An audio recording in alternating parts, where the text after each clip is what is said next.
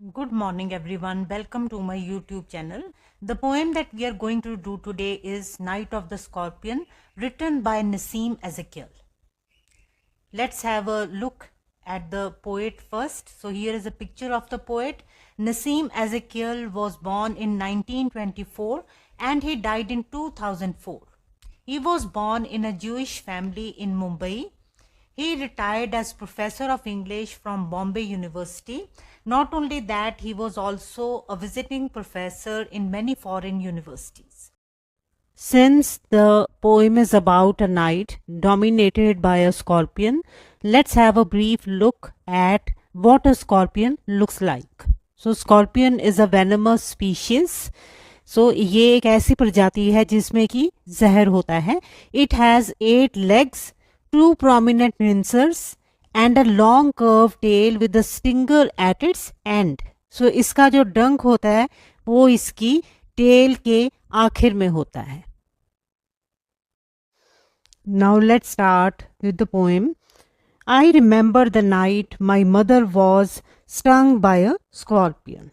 So, in the very beginning of the poem, the speaker of the poem says that he remembers the night when his mother was bitten by a scorpion, when his mother was stung by a scorpion. So, poem के शुरू में ही हमें क्या पता चल जाता है, जो वर्ड रिमेंबर यूज हुआ है कि जो ये पोएम है, it is a kind of a flashback जिसमें कि the speaker of the poem remembers an incident that happened in the past. So हमने एक बात और याद रखनी है कि हमने यहाँ पर ये नहीं कहना कि the poet says that he remembers the night. हमने क्या कहना है, the speaker of the poem, क्योंकि the speaker of the poem may or may not be the poet himself.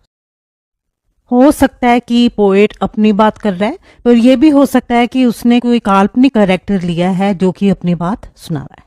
सो हम क्या कहेंगे, the speaker of the poem. So I remember the night my mother was stung by a scorpion. The speaker of the poem is recalling an incident from his childhood.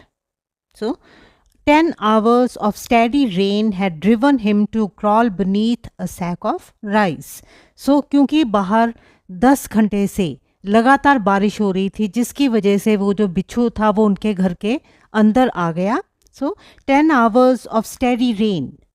So, steady means continuous. So, it had been raining continuously for the last 10 hours.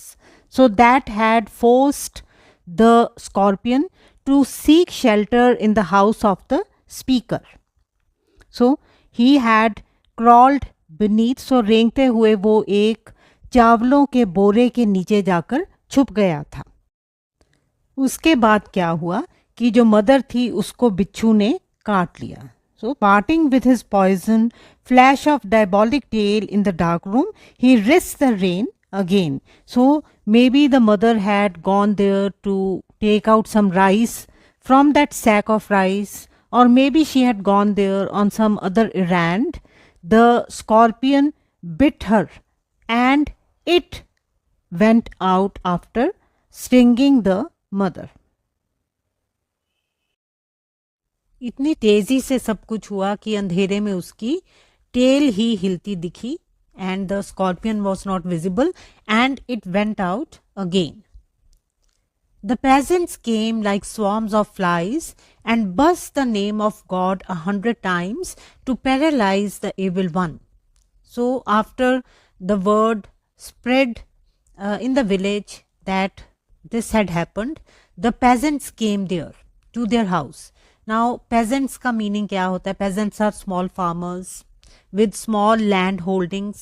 So, वहाँ के जो, क्योंकि वो एक गांव था, वहाँ पर जो बात फैली that the mother had been stung by the scorpion, तो जो पड़ोसी थे, जो सारे छोटे किसान थे, they came to the house and they came like swarms of flies. They came in large numbers. कि जैसे मक्खियों का झुंड आ जाता है, स्वॉर्म का मतलब ही क्या होता है, झुंड. एंड बस the name of God 100 times to paralyse the evil one. And then they took the name of God. They chanted the name of God almost 100 times, and they were doing this to paralyze the evil one. Who is the evil one here? Evil one is the scorpion. So वो शैतानी आत्मा थी, evil one था, and the peasants were chanting the name of God to render the scorpion ineffective, कि वो ज़्यादा move ना कर सके, वो जहाँ है वहीं पर बैठा रहे, इसलिए वो इतना ज़्यादा भगवान का नाम ले रहे थे. With candles and with lanterns, throwing giant scorpion shadows on the sun-baked walls, they searched for him. He was not found. So after chanting the name of God, the villagers, the peasants went out of the house with their candles and lanterns and they started looking for the scorpion. So उसके बाद वो बाहर चले गए और वो अपनी मोमबत्तियों और लालटेनों की मदद से वो स्कॉर्पियन को ढूंढ रहे थे.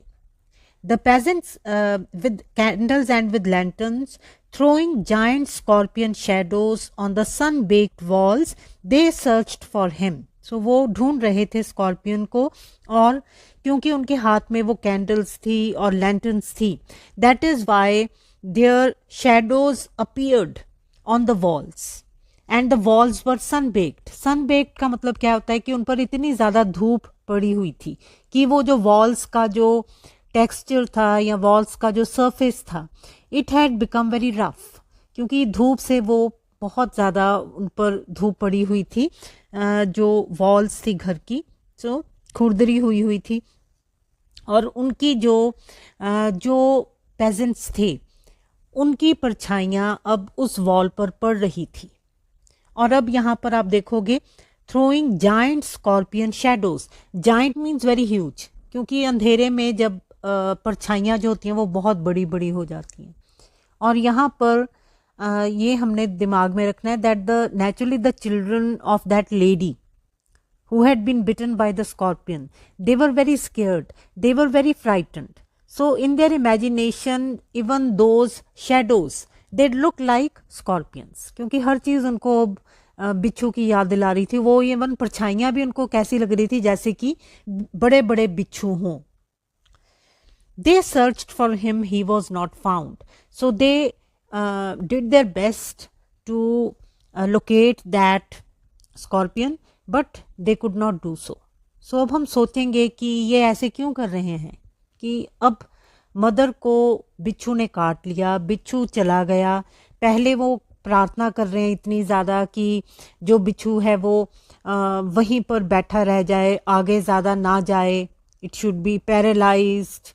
और फिर वो क्या कर रहे हैं, वो ढूंढना शुरू हो गए हैं उस बिच्छू को. So we are a little, we wonder what they are thinking, what these villagers are up to. So अब आगे वो पता चलेगा कि उनके दिमाग में क्या है.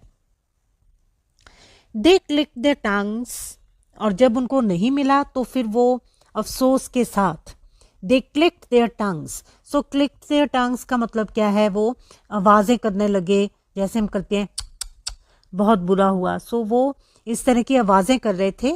क्या कह रहे थे वो आगे देखो. With every movement that the scorpion made his poison moved in mother's blood, they said. So वो क्या कह रहे थे कि जितनी बार वो जो स्कॉर्पियन है वो कोई हरकत करेगा, वो आगे चलेगा, उतनी तेज़ी से ही जो इसका जहर है वो माँ के शरीर में फैलेगा. सो हम अब इसको हमें थोड़ा इस चीज़ को हज़म करना मुश्किल है. This is something very far fetched, something very illogical, कि अब वो मदर तो घर के अंदर है, स्कॉर्पियन उसको काट के जा चुका है पता नहीं कहाँ, तो फिर वो ये अब क्या कनेक्शन रह गया. बट ये क्या था, this was their superstitious belief, ये उनका विश्वास था उन विलेजर्स का, ऐसे होता है. सो इसलिए वो बार बार उसको ढूंढने की कोशिश कर रहे थे, या वो क्या कह रहे थे कि काश वो जहाँ है वो वहीं पर बैठा रहे. सो